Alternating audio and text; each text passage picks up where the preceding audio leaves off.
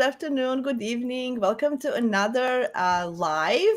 My name is Jasmina from Jasmina Astrology, and today I have two amazing astrologers, my astro friends who you might already know from my previous lives. Hannah from Hannah's Elsewhere. Hi, how are you? Hi, I'm good, thanks. I'm so happy to be here to collaborate with you again. Yeah, amazing. And we have Andre from Hermit's Path Astrology. Hi, Andre, how are you? Hey guys, I'm good. I'm good. Thank you so much for having me. So excited to be here as always. Yeah, amazing. So Sid was supposed to be here. He's not here. If he comes along, I might allow him to come in. I'm kidding. Anyway, I know it was a time change here in Northern America. We switched to 1 hour ahead to last night, so there might be a misunderstanding about time. Oh, yeah, we So did. today we gathered to talk about the astrological new year. Hi, Brianna. Hi, Nine. Brianna. Nice for you Hi. to join. Hello, Yeah, hello. nice to see you again. Why? Because we, as astrologers, we always look at Aries as the first sign of the zodiac, and this is where our when the sun goes into Aries, this is where our new year, actually, astrological new year begins. So it's a very major event in astrological world, and it's a spring equinox here on the northern hemisphere as well. So it's like a new beginning. It's a birth of life after dark winter. There's like a new seeds are popping out, so it's very important for starting new beginnings. Hello, misbehaving, nice to see you. Hi, misbehaving. Hello, hello. She's the biggest fan ever. Oh, Every live. She never missed anything. I'm so blessed. Anyway, oh. that's oh, I was gonna go live on Instagram, so I don't know if that's gonna work. No, it's not. No, okay. A lot of Piscean energy. We have a new moon in Pisces today, so like a lot of Piscean energy in the air. So things are a little bit of nebulous sometimes, as it seems. So we can have everything as we want to. So before we start with the chart, guys, I want to ask you, what does astrological new year mean for you? What is this spring equinox? Sun coming into Aries. How do you feel the energies, Hannah? How about you? Oh, oh, yeah. Well, as someone who has the moon in Aries in my Mm. chart, it's certainly a time when I feel like I come alive. Uh, I also have Aries in the eighth house. So Mhm. for me, I feel that it's a highly transformative period. And yeah, there's just Mm. a sense of new life, new beginnings, and I feel it already with Mercury having just entered Aries. There, my mind is like, yes, I can do this. But yeah, I love the energy, I love the passion, I love the confidence, the drive, and just the thought of the sun, the sun being the solar power, the energy, that our purpose, with it being in Aries, it just ignites that flame and that passion. It's the spark. So it's exciting. I feel excited about it. Yes, I 100% agree. Excitement is number one word that I feel like, oh my God, yes, we can start new. Look at these flowers, everything is blooming. I just Mhm. feel so much alive. Like winter is hibernation for me in a sense. So this is like, yes, I'm coming from the hibernation state. Yeah. Amazing. Andrew, I go to you. I just want to say hi to Catherine. Hi, Kathy. Hi, She's Kathy. my Hi. She's my astro friend from Judders. We have a from my Steve Judd class that we took. We still meet every week and do mystery charts and stuff like that. So she's one of my Judders friends. Oh. Beautiful. Nice to see you here, Andre. What do you think? What do you feel? How is spring equinox and Aries season for you? Yeah. I have most, if not all, my planets in autumnal and winter signs. So Mm. it's I'm good with this time of year, but like when spring comes around, and also the fact that I don't really have that much fire in my chart except my Sagittarius midheaven. Mm. Um, I have it's very like it's pretty revitalizing. Um, I love seeing the glyph of Aries.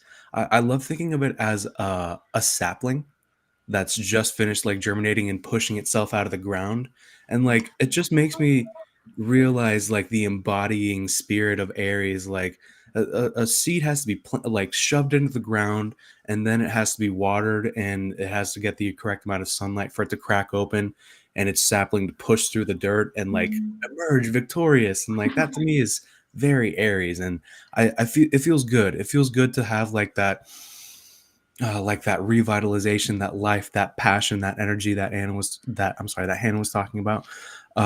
And yeah, just this very beautiful Marsy passionate time. And for this little fish, it can be a little much sometimes, but yeah, I'm here for it. I'm happy for it. Oh yeah, I love the analogy about right, Aries a first sprout. How do you say sprout coming out A of sapling. the sapling? I love that. That's really beautiful. You're very poetic.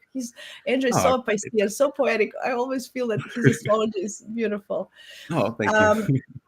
Yeah, I just want to mention something. I don't know if you guys do it. So when the spring season comes and Aries season, the first new moon in Aries.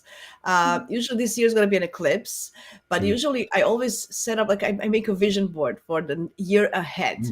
So you know how people do for New Year's resolutions. My New Year's resolution, let's say I do it for the new moon, first new moon in Aries in the year, and that's how I make I cut off stuff from the magazines, and I literally have a vision board, and I put stuff that I visualize for the year ahead. So I would suggest if you are creative, or if you have if you want to do something like that, it's very good to like a initiation of a new year for me. This is how I celebrate my my astrological new year. Anyway, just I wanted to put out there if anybody would like to do that. Misbehaving is saying very good. The eclipse is happening bang on my rising sign.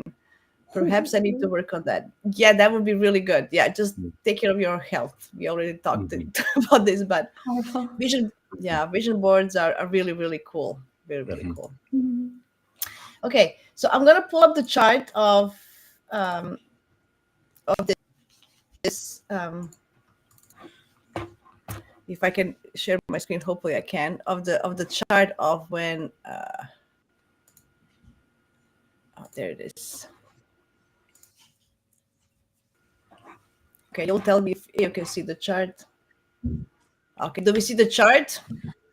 It's a little bit small, I guess, but I wanted to keep the grid and everything just because we can see there's so much fixed fire that day.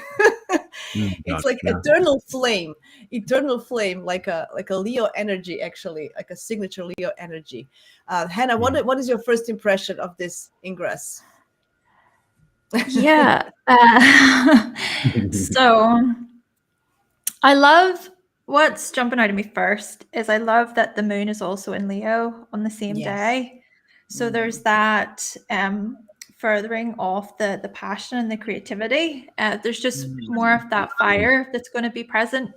But then the Leo part of it adds fun, enthusiasm, some playfulness.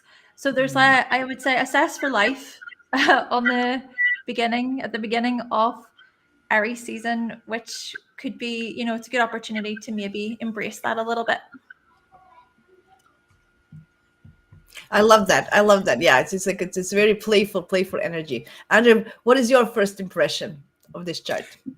Yeah, I really what jumped out at me was like the concentration of planets in Pisces, and then the immediate other concentration of planets in Aries.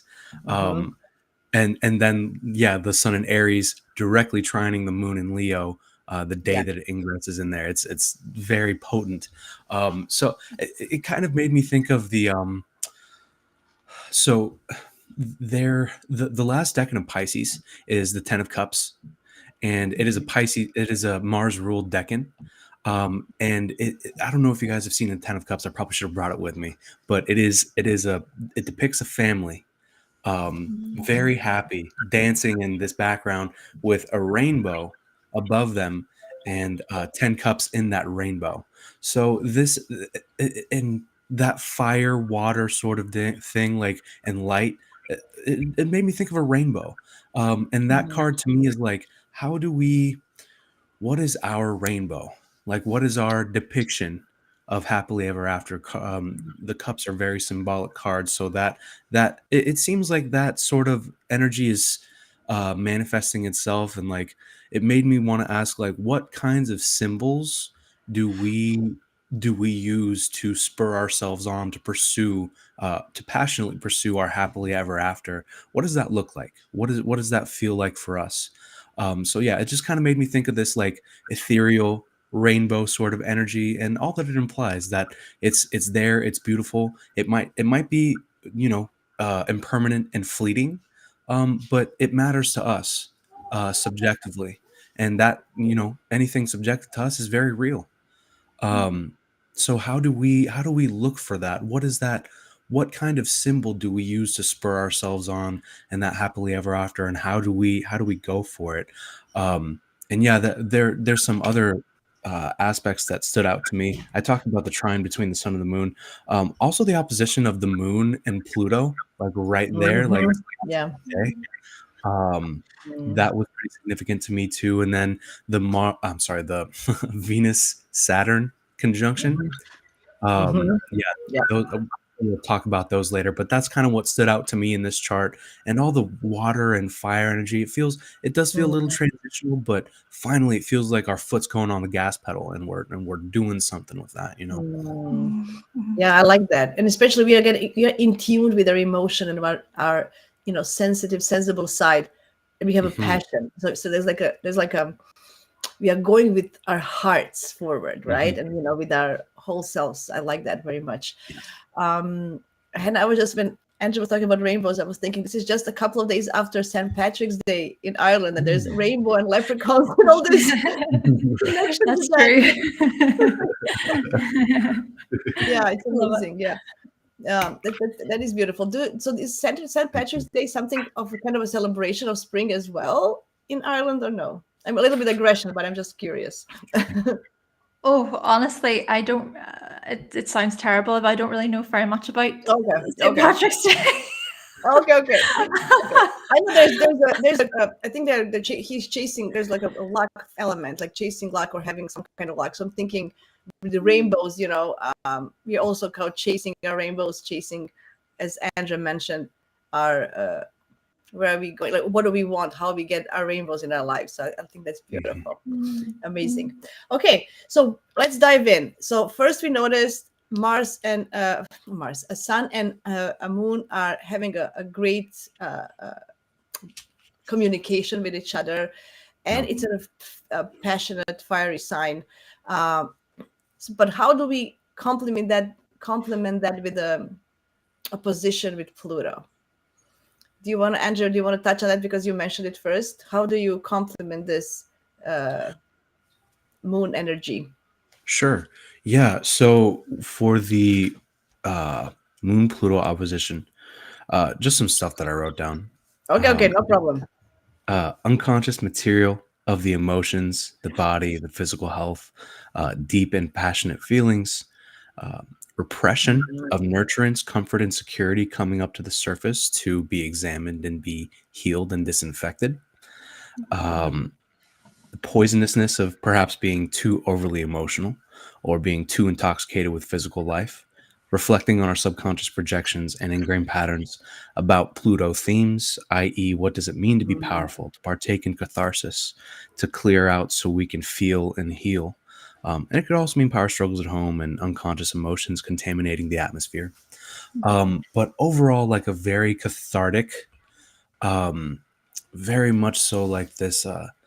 Reaching down deep into our right down deep into the subconscious, and like just having us sit with what that looks like. What is, and that's going to be different for all of us. You know, we all have different subconscious conditioning from our childhood, from the things that have happened to us.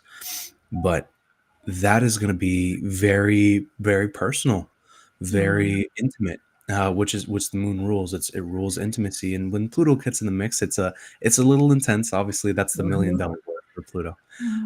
But I love that with the fire energy, because it might give us the courage to really sit with that, because that takes courage too, and that takes passion to want to sit and look at our lives and reflect on, you know, how our subconscious conditioning might have gotten us to a certain point, whether good or bad. It doesn't have that.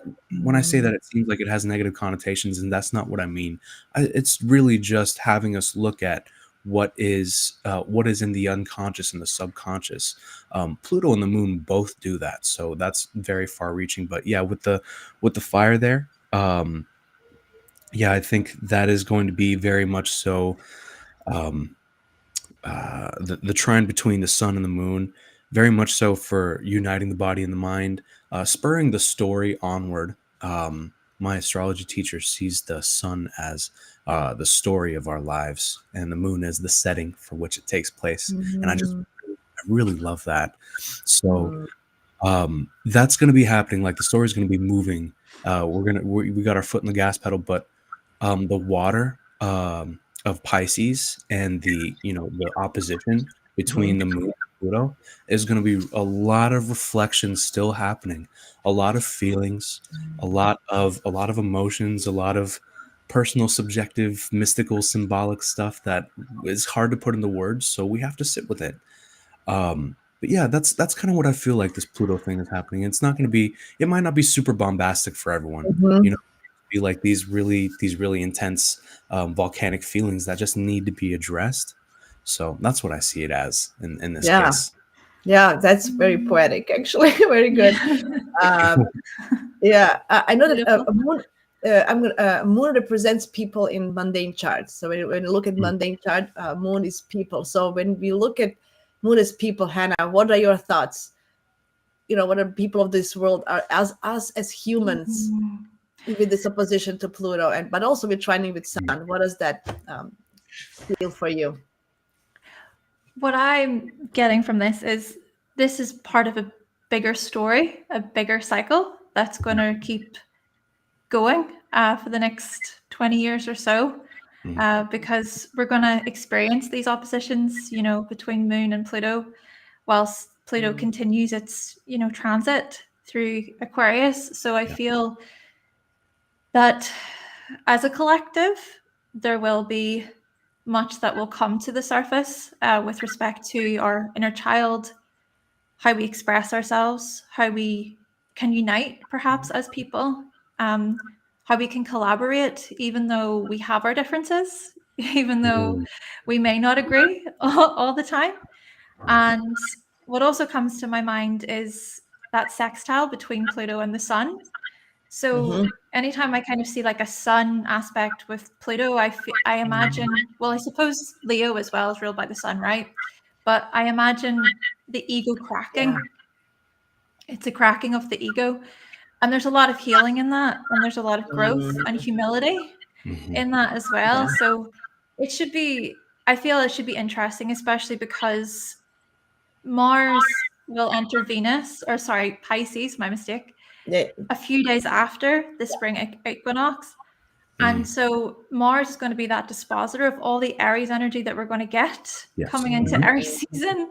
The solar eclipse is coming, the lunar eclipse is coming. Yeah. So it's going to be a good opportunity to do that inner work, you know, to do a lot of the reflection. And there is that there's that cleansing, purifying quality to Pisces that I love. Whilst as someone, as I say, I have my moon in Aries. I know I can be very impatient. I know I can be very impulsive. And when things do not go according to plan the way I want, I just want to push. I just want to go, screw it, just yeah, that's the next thing. So Pisces reminds me, which is challenging. Pisces reminds me just to, what am I doing this for? What are my intentions? How can I actually sink within? What am I trying to prove? So I feel that there's a great deal of surrender that's also going to be present, which should be an interesting time for all of us. I love that. Yeah, that's really beautiful. And healing energies are also seen because just a few days before, or even now, we had a North Node with Chiron, and then here we have Mercury approaching Chiron as well. You know, like they're almost like a half a minute apart for this ingress for the sun going into Aries. So I do feel that the healing potential, it's huge, and having the courage to change the humanity and us, individually, for the greater good, for the greater humanity. I think it's going to be, because Pisces is about, connecting with the greater things. And then we had this beautiful this beautiful Aquarian energy in the last month, that we understood what humanity is, and potential to heal humanity as is, not as us humans. I don't know if I make myself if I make sense, but I feel like on a collective, the humanity will have ability to heal and to start like a new fresh start, which will, this next 20 years we're going to see the impacts of, right? And I love that we still have the passion for life, that we didn't give up as humans, despite all the stuff that are happening. I love that, right? So, and this chart is telling me that we still have it. And yeah, and we're just gonna, I think we're gonna grow more together in the next 20 years, even more, and it's gonna be really, really nice. That's beautiful. Yeah, awesome, guys. Okay, what next? What now, Han, I'll put you on the spot. What do you like? What would you like to talk about? Which aspect? Saturn, Venus conjunction, or Neptune Neptune Sun conjunction? Although it's out of sign, but it's still interesting because they were, very close just a couple of days before. What would I like to talk about? I feel like I need a bit more time to think. So, Andre, if you have something on the top of your head, you go for it first. You mentioned the Venus-Saturn conjunction. I think that might be interesting. I did, yeah. So that to me, so Venus is exalted in Pisces, so that to me immediately is already like, oh, that's pretty cool. I would hope that Venus has a little more oomph here. And so yeah, I'll read what I wrote. Venus and Jupiter are in immutable mutual reception. Yeah. So that, I feel, it's beautiful, right? Yes, it is. Because there are two benefics that we consider benefics, that immutable reception. So this is, and it's Jupiter and Venus. So it's giving me hope. It's hope for it really gives me hope and optimism, and for understanding, because Venus in Pisces is also our relationship with divinity, with the subconscious, with the greater, with the collective, right? So it gives me hope that we can really understand and blend. So it gives me another layer of what I was talking just previously with Chiron. Yes, absolutely. Yeah, that whole mutual reception imagery is beautiful, because the two benefic planets in benefic signs, like, wow, just beautiful. So with Saturn there, so with Saturn there, I feel like it gives us an opportunity for longevity, whatever that word is, for long-term things. It gives us stability. It gives us long-term results and hope. Like, it's not going to be something, this, because it is Aries, it is kind of a lot of impatience and fast, as Hannah mentioned. With these other aspects, I feel that we have the spark that can turn into a long eternal flame, as I said, because we have fixed fire as an overall energy. So this spark with all this beautiful energy with Jupiter and Venus, it gives us something that we can have our passion be there for a long time, and Saturn will help us with that. I don't know if that makes sense, but I feel that we can have this eternal. It's not going to be something. It's Aries, it's fast, and it's gone tomorrow. I don't think it's going to be that. I think it's Aries fast. Here's the spark. I lit the fire, and then the fire is going to burn for a long time, and the fire is our passion, our hearts. Anyway, that's my overtake of this year. I love that. Yeah, it has this really like, to me, has this really powerful ability to press onward and to forge forward and to like break new ground and boldly go Mhm. where no one has gone before and do all that passionately. But at the same time, it has this ability to like go inward and Mm. reflect and introspect, and Mhm. just have this really just have the ability to sit with itself and be like, okay, all this is happening right now. How does this make me? How am I feeling about this? And it might not be super easy to communicate because there's not much air in the chart, save for, well, the dispositor of this chart is in Aquarius. Mars is in Aquarius, so that would be significant to talk about too. We might want to talk about that, but um, the ability to feel these feelings is going to be very potent. Talking about them might be a little more difficult. Like, Mars doesn't really want to talk. He just wants to do. He just Yeah. wants to act. Um, but yeah, to go back to what I was saying about the Venus Saturn conjunction, I feel like talking about Venus and Pisces is just so necessary alone because it's a Mhm. beautiful place for Venus. I always see this placement as, it reminds me of love being the universal solvent of alchemy. How we can have all these attachments, all these perceptions, whether you know, deep or superficial, all these values, all these things, and we can compare and contrast and like into the get really enmeshed and entrenched in like what we value and what, as opposed to what others value. Mm. Pisces just kind of takes that and is like, no, we're not gonna compare and make each other feel bad or inferior or what have you. Everything is about love, and that Mhm. might sound cliche and it might sound like whatever, but I don't care.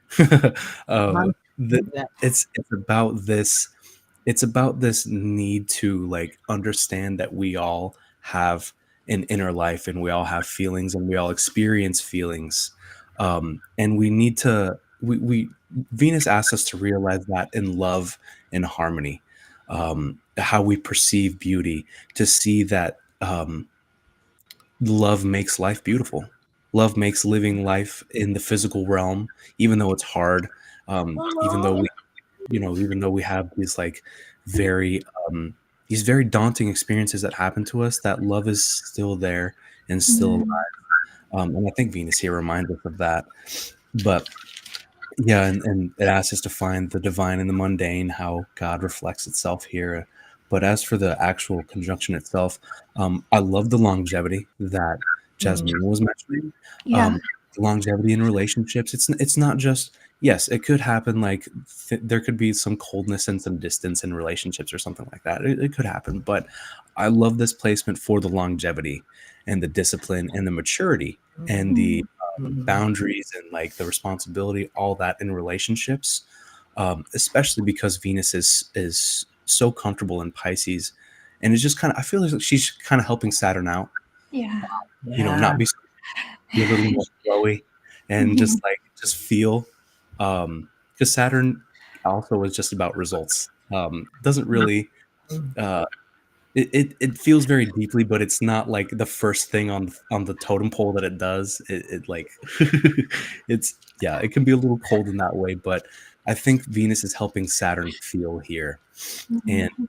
so some things that I wrote down here about this conjunction, we might hit a wall in love and relationships, but that very hitting of that wall is asking us to examine how we got to this point. Why do we keep hitting our head on this wall? What is this recurring lesson, this recurring karmic lesson that we might need to examine? So we need to search along this wall until we find the dweller of that threshold. And the dweller of that threshold is a personification of our actions in love and relationships, how we relate to people, um, how we perceive beauty, how we, all the Venus things. And it might be a little hard to confront, but once we do, we step through a threshold into a new paradigm of love and how we do that. It's a quality control check of Venus. Whenever Saturn hits something, it's a quality control check. It's like, how is this doing? You know, is this working for us? Like, is it not working for us? Okay, if it's not working, what needs to be done away with? And if it is working, what is sustainable? What stands the test of time? What promotes longevity? So I feel like that's really going to be a big theme. I think that's a big theme whenever Venus and Saturn get together. That kind of examination of the karma, if you will, the effects of our actions in love and relationships. And yeah, it's also good for disciplined spending. Don't spend all your money.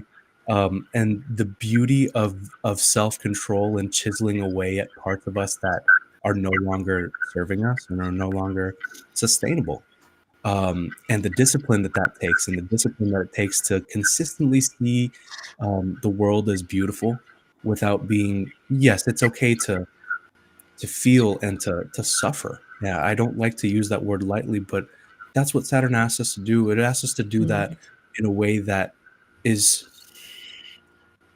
and I don't have the authority to say what is constructive and what is not constructive about suffering, but just the element of suffering that helps us realize that we are alive and that we feel and that we're here and that we can heal too. And yeah, I think that this conjunction between Venus and Saturn is just really beautiful for self-work, realizing the beauty of contemplation, of meditation, of self-examination, of self-inquiry, and reflection. So some thoughts That about is so beautiful and romantic, Andre. I'm like, yay. I see Sid showed up here. Sid, if you're texting me or sending messages, I cannot access my phone at the moment. So if you can join us on the link, maybe I can let you, I don't know, maybe I can still let you in. So please try, if you're listening and hearing me, please try to click the link, and I guess I can invite you still. So let's try that. I'm like, I can't access my phone at the moment, so sorry if you're sending me messages. This is so Piscean, so like all this new moon nebulous stuff. Anyway, okay, Hannah, what is your intake now after Andres? I was like listening, like I'm listening to a poet, right? Right? I'm like, yeah. It's like, keep going. Yes. So beautiful. So what I love there so you mentioned that word, Andre, the flowiness that Venus can bring to Saturn, and where my mind went to with that was that the softness, that gentleness that can be brought, there's a soothing quality to Venus, that romantic quality. And then just as much Saturn being a part of it, Saturn's also putting some healthy limitations in place and seeing what we can actually do in practical ways. And then what I love about it is the sextiles to Jupiter. So Jupiter's also communicating something here, and I feel as if Jupiter's bringing in wisdom and truth and knowledge to do with our self-worth, right? To do with our inner security. And there's the qualities then of the creativity with respect to Taurus. And it's building up to something, isn't it? Because Jupiter and Uranus are going to conjunct throughout April. But it's all part of this, this story, this story as Jupiter's went through Taurus, and inflation, cost of living, housing crisis. Our patience has certainly been challenged a great deal. But I feel as if as things do start to continue, there is greater, I think it was you, Jasmina, you're saying that word of hope. And I love that word, because the glimpse of hope is what I feel we need, and it's what keeps us going. It's what keeps us moving. And I feel even that Jupiter in Taurus highlights this quality of patience being a virtue, but it's also feeling that. It's not just, coming from a place of saying it, but actually aligning with it, feeling it. And that's where the Pisces piece, I think, also comes in. And you're saying about with the mutual reception as well. And And then the other thing that jumps out at me, if it's okay, if I can continue with this, Yes, a please. bit, Yes, but please. it's to do with so Mars in Aquarius there making a trine to Vesta in Gemini. So I kind of go back and I think about how, so currently Mars is in a bit of a challenging position with the squares to Uranus, and there's a lot of movement. There's like there's this electrifying current with this square, but I feel like what it's challenging is, okay, how can we upgrade? How can we upskill? What can we do differently? How can we innovate? And sure, there's some frustrations in that, some tensions in that.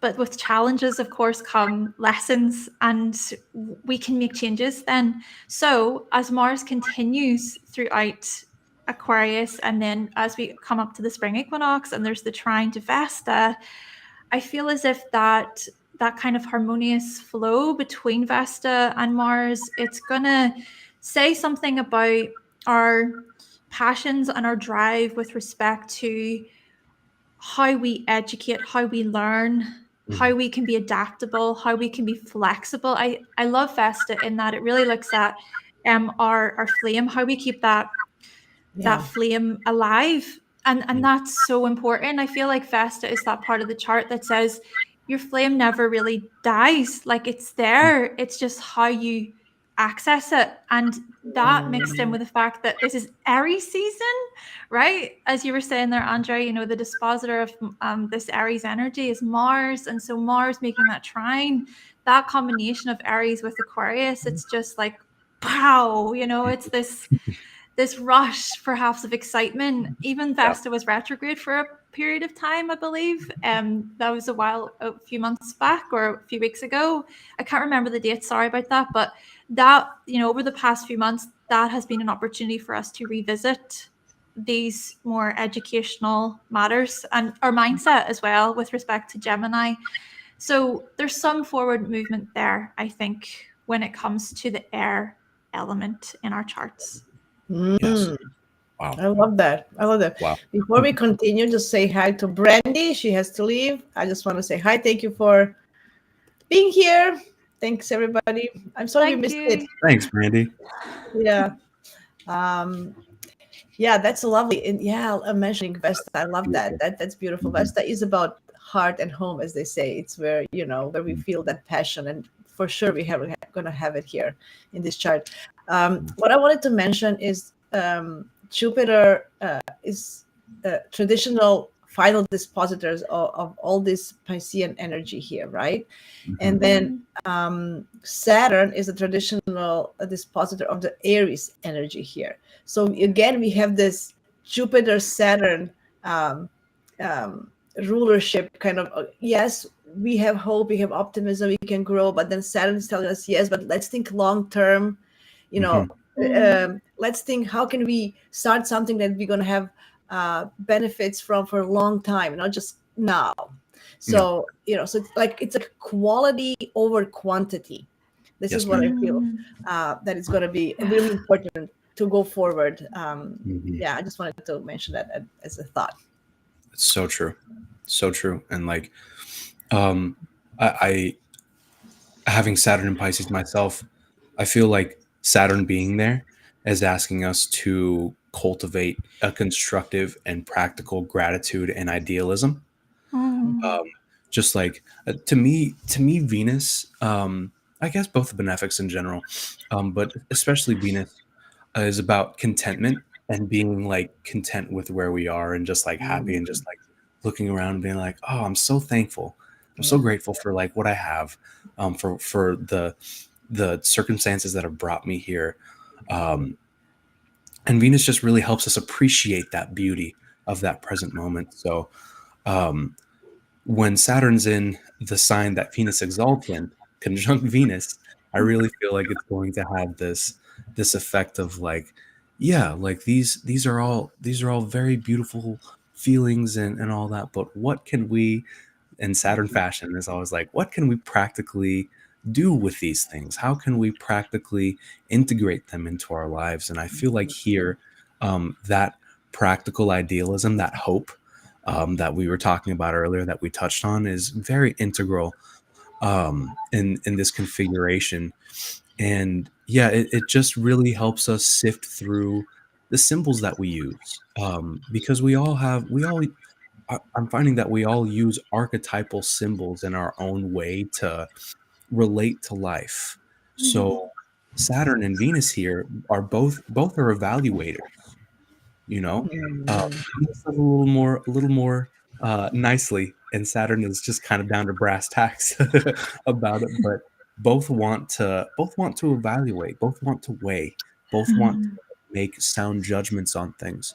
So yeah, what sound judgments are we using on these symbols that spur us forward, and how is that manifesting in our actual going forward, and with all this Aries energy, with the Sun in Aries, with Mercury in Aries, Chiron there too, and the North Node.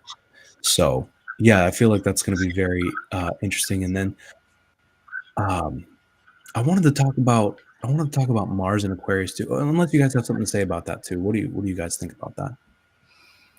No, it's beautiful. I just want to say that that's actually a great balance against this Aries energy that you mentioned, because Mercury and Sun together in Aries can be like really innovative. Which is good, because Jupiter is with Uranus, so there is a great possibility to see new ideas, to go forward with new. And then this, what you mentioned, Saturn, Venus are going to give us the reasoning, which ideas to keep, which to discard, which innovation should we go forward with. Like it's I think it's a good blend that we have both, because with this Aries, it's always like, oh yeah, I can do it now, right away, everything, this is good, this is and then I think it's really balanced chart at the end. We have a lot of so I love that. You can go. I just want to mention that, Hannah, if you have anything else to add before Andre goes to Mars. I'm good. Yeah, I'm looking forward to hearing what you have to say, Andre.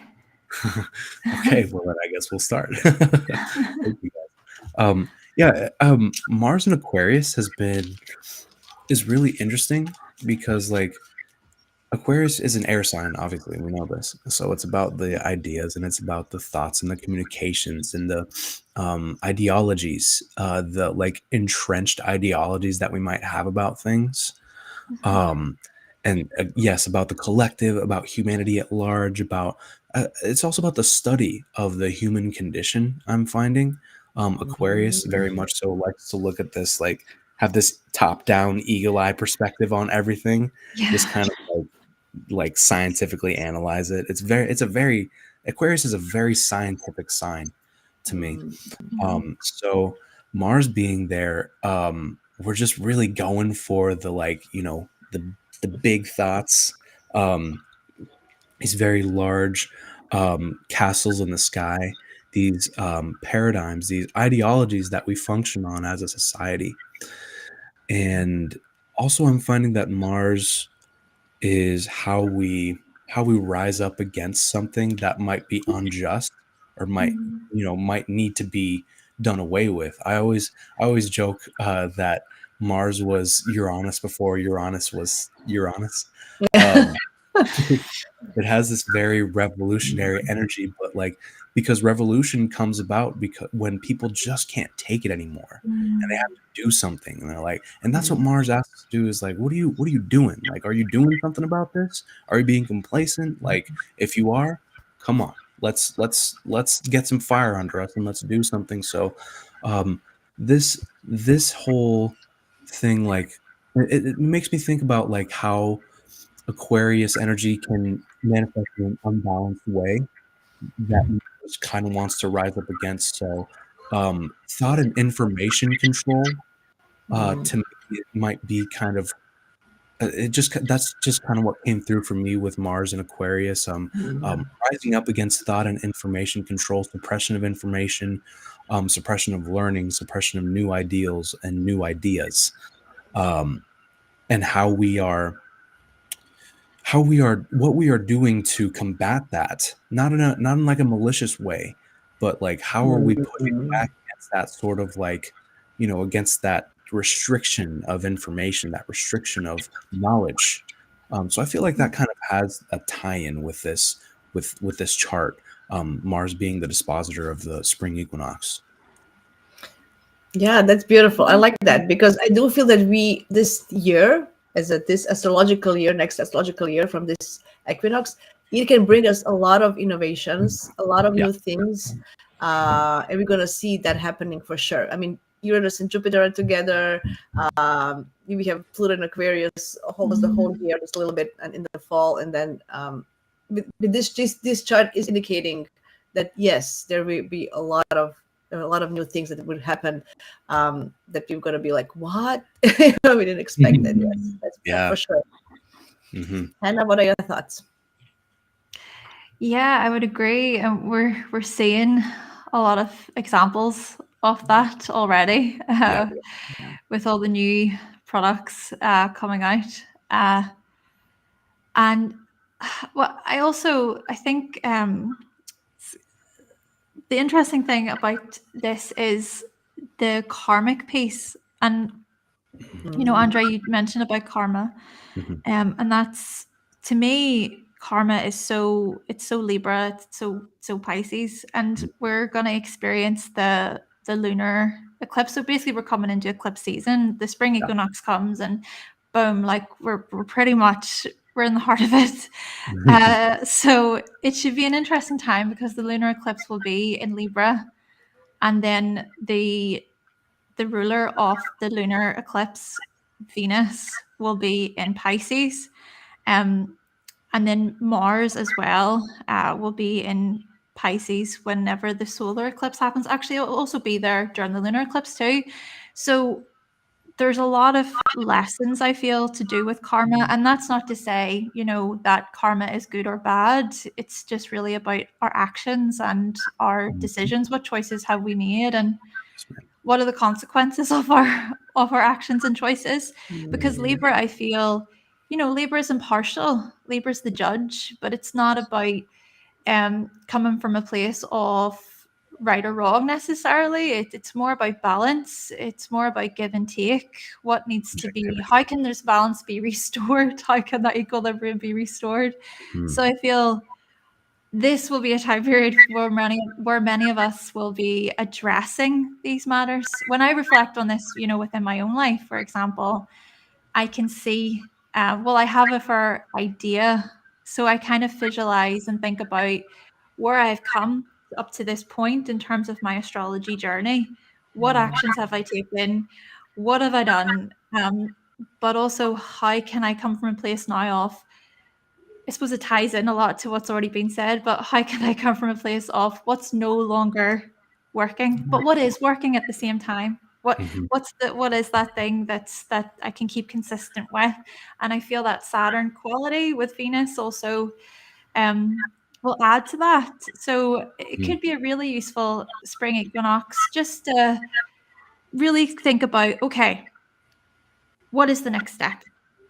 And how can I take the next step in a way where I'm considering where I've already came from, and what can I change? What can I do differently? What I like about Pisces season, and I suppose where the new moon in Pisces is happening today, which is, I feel, so like symbolic, or there's no coincidences basically with this, right?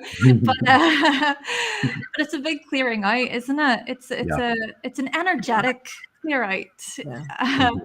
And then we can hopefully approach the eclipse season with a greater awareness as to what we wish to keep and what we wish to let go. Beautiful. Yeah, that's and that, what confirms your what you're saying is that all the planets for this ingress, for this equinox, are still direct. So there is this huge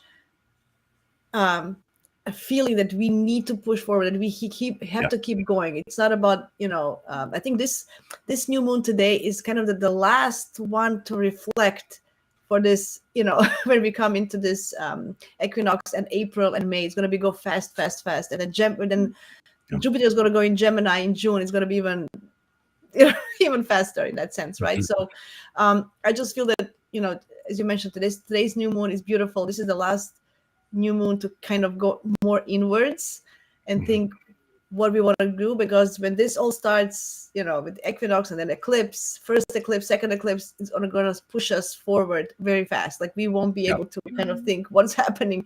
This is like this is time to clear our decks before we start, actually doing things. Yeah, just wanted to mention that it's a very forward going energy, in that sense.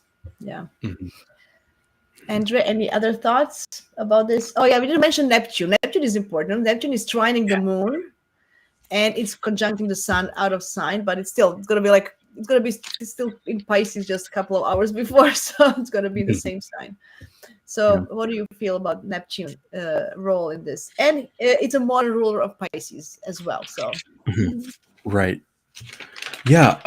I think that, let me find my note here. Sorry, guys. I didn't want to put you in the spot. You can just intuitively. No, Hannah, do you have anything on Neptune? Yeah.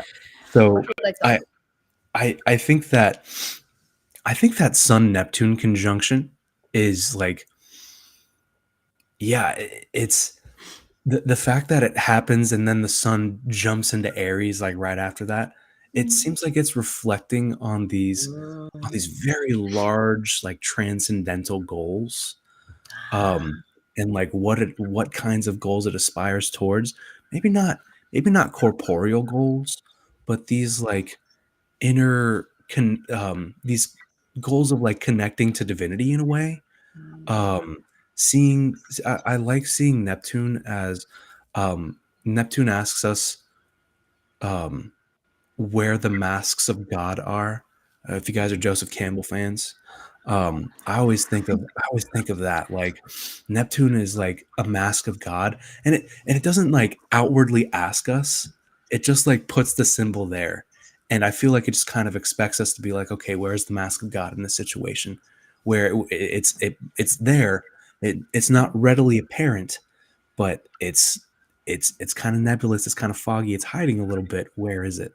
And the sun there illuminates that and sheds light on that, and really just asks us to look for masks of God in this case, being in Pisces, masks of God in our own inner life, seeing how our own inner life is a reflection of a cosmic inner life. I know this might sound like kind of too Pisces. Stop me if it's no. No, but, that's very good. Thank you. The mask of God in our inner life, like how the universe might reflect into us. Ancient people said that we ourselves, as human beings, we are our own universe, our own ocean, with all that entails. So, like, what does that mean? What? And I feel like the sun there really is asking us, like, what does that mean? Because the sun is about intellect too. It's very much so tied to the mind. It's very much so tied to like illumination, setting light on things, being enlightened, and yeah, it really just asks us to reflect on our transcendental aspirations. And I like I thought of spiritual gold here too, like translating things into the, from base lead into gold. But with Neptune here and having that happen in Pisces, to me, it's like this very spiritual gold. So again, like the spiritual aspirations, like the sun is like how we go for the gold in our own way. So, yeah, that very much so like, what is the end game of our spiritual life, of our spiritual perceptions and interpretations? Do we have any? Do we even do that? That's a whole nother thing. I love it. Yeah, I love it. Yeah. In my simple Gemini words, I'm not a Piscean, in simple Gemini words, I would say, go forward with the passion of Aries, but don't forget that you also have the spirit and the soul, and include that in your path, in your pioneering to the future. So make sure you don't forget to take that with you. That's it. I love that. That's my Gemini simple wording. That's how I understood your words. Great. It's concise. Yeah. Yeah. Love it. Hannah, what do you say? Yeah. So what was arriving to my mind there? Well, I'm thinking about firstly how with that dissolving part of Neptune, Mm. uh, perhaps it will indicate how where and when do can we dissolve any sort of those qualities to do with Aries that can be very much about me first, Oh yeah. pushing forward, heavily competitive. It's a way to perhaps help ease that a bit, or maybe it's a good way for us to reflect on those moments within our lives. And it's almost like saying, hey, you know what? Everybody gets a turn. Like, it's okay. Your turn's coming. Wait your turn. It's fine. So, maybe there could be some changes in that way, right? A type of renewal. Because when I think of Pisces planets and just the sign of Pisces, I think of renewal. I think of endings, but also the beginnings at the same time. And I love the Pisces Aries threshold. It's just so powerful because it shows us that when there is an ending, there's also a beginning, and it just there's the ever the never ending cycle. This is what we learn from astrology, that time continues, and Pisces teaches us that it's infinite and eternity. When I think of that, my mind just it's boggling to me.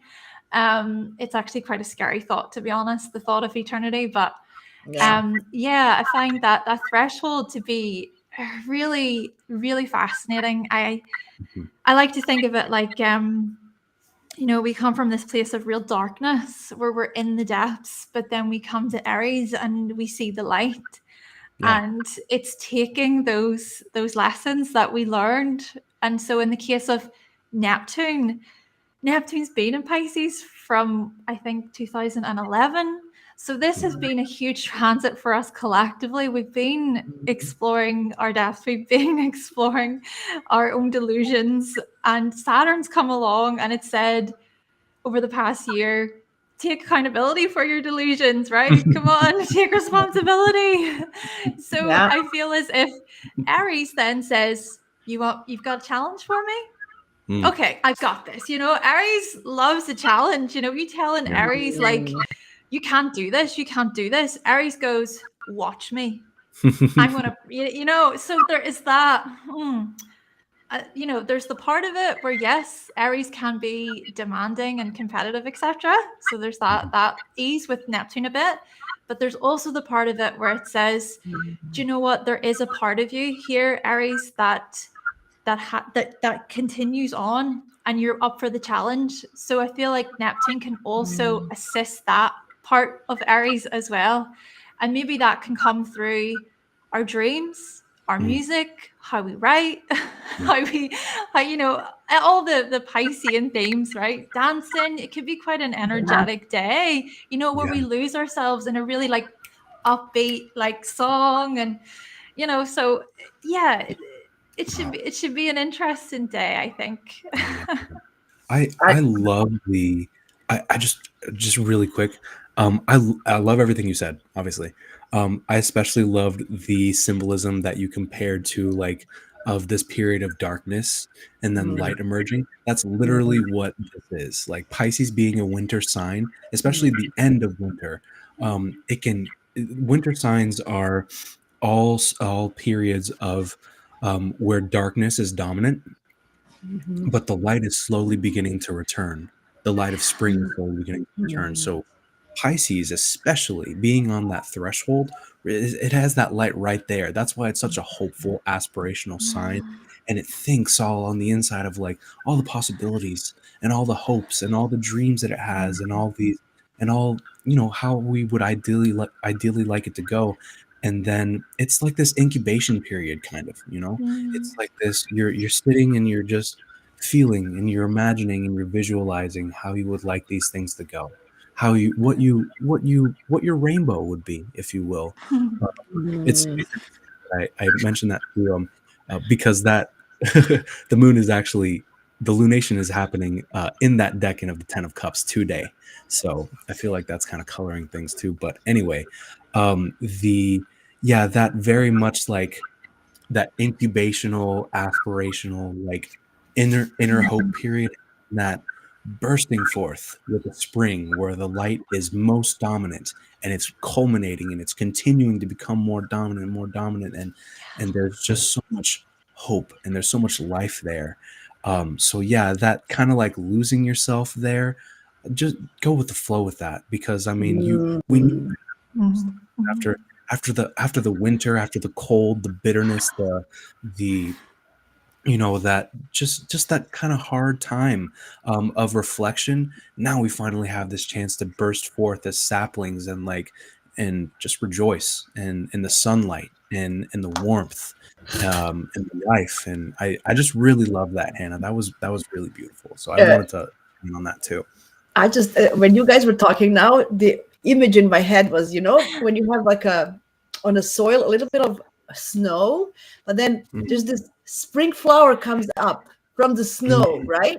From the soil, but there's still snow, but the flower comes up. You know that picture of the like little, spring white or purple flowers. I don't know what they're called. And but it's still winter and dark, but then it's still, look, I'm here. This is what this is the image when I listen to you guys. It's exactly, the time between the dark, when the dark and light meet.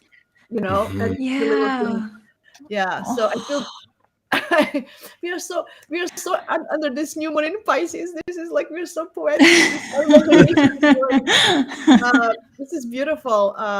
Yeah, I think overall, this spring and this year is, I think it's very.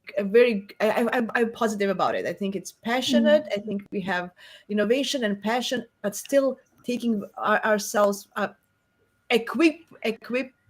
equipping ourselves with intuition and hope and optimism on this journey for the new paths that we are starting to kind of find a new path for our future. Mhm. That would be my summary. So before we because we are over an hour, and I know we Oh have wow, busy lives, so already.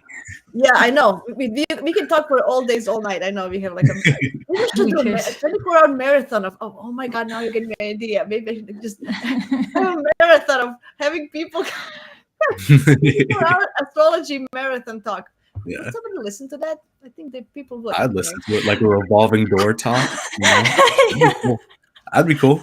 I'll be in it. Shoot. Look, my Gemini brain. I'm already having ideas. Look at that. So Love it. before we close, guys, tell me the final thoughts of this spring and this astrological year in a few words, and then we're gonna close up for today. Oh. Who wants to go first? I think Andre. Okay, I think Okay. Hannah will let you. Okay. um, yeah, I think that there's even parts of passion and reflection here. The passion to go forth and break new ground and break through. And also at the same time to really feel what that feels like, not just kind of like mindlessly ramming through things. Not that that's bad. I mean, sometimes the high pain tolerance of Aries is really useful, and just like using a battering ram and just going through things, man. But it has this really this in particular, this chart has this really reflective quality too, with the planets in Pisces and the recent Sun Neptune conjunction. So yeah, reflect and go forth with joy and love, and yeah, be passionate. That's what I got to say about it. I love it. Love it. Mhm. Love it. Hannah? Love it. Yeah. Yeah. I I I can't, and I can't even say anything now. Like, Andrew, that was so perfect. Andrew is being Andrew. You be you, and it's you be you. Oh, you guys. Uh, So yeah, I think if I was to sort of sum it up in a few words, would be to certainly embrace this new beginning, right? It's a mhm. spring equinox, happy astrological new year, everyone. And it's a good opportunity then to really think about, okay, what are your goals for the year? What would you like to achieve? Mhm. And the Mercury retrograde in Aries will also help you with that, by the way, from the Yeah. 1st of April until the 25th of April. Be a good opportunity for you to review. But at the same time, just remember to leave some time for the unknown, right? Embrace the unknown, embrace new possibilities, Mhm. and just be open, right? Come from a place of openness. Mhm. That's it. Oh, is this your vision Vision board? That's board my going. vision Oh board. my gosh. That's beautiful. I mean, That is there's a so bunch of other cool. stuff here. I don't know if it's very blurry, but anyway, you know, it says a bunch of lot of stuff. Like, what did I put here? Oh, pushing the limits. Mm. That The is so art of creative, giving. Jasmina. Yeah, big impact, and then helping through difficult times. And I traveling as a family, so that's one of my goals. You know, and then it was like I used feng shui. You know that the board I have like for 9 different things. So Very um, nice. you know, everything, family, love. So I would encourage everybody. This is such a great way to start a new astrological year. You know, it keeps you also focused on what is important in your life. You think about what am I grateful for? What do I want to achieve? Where am I? Because we have these long-term goals, but then put in 1 year. What do I want to do in the next 12 months? What is important? Yeah. You know, and then it keeps you, at least for me, keeps me balanced between the work, passion, family, you know, and my own personal goal. You know, what do I want? You know, how to stay healthy, how to think of myself as well. So it's very good, you know. And for me, I'm a Gemini. And you know, for Leos, it's also we have a Leo moon here. This is a very yeah. playful, childlike thing to do. Yes. Put your creativity out. Yes. Yeah, Perfect. as a thought. Awesome. Thank you so much, guys, for coming.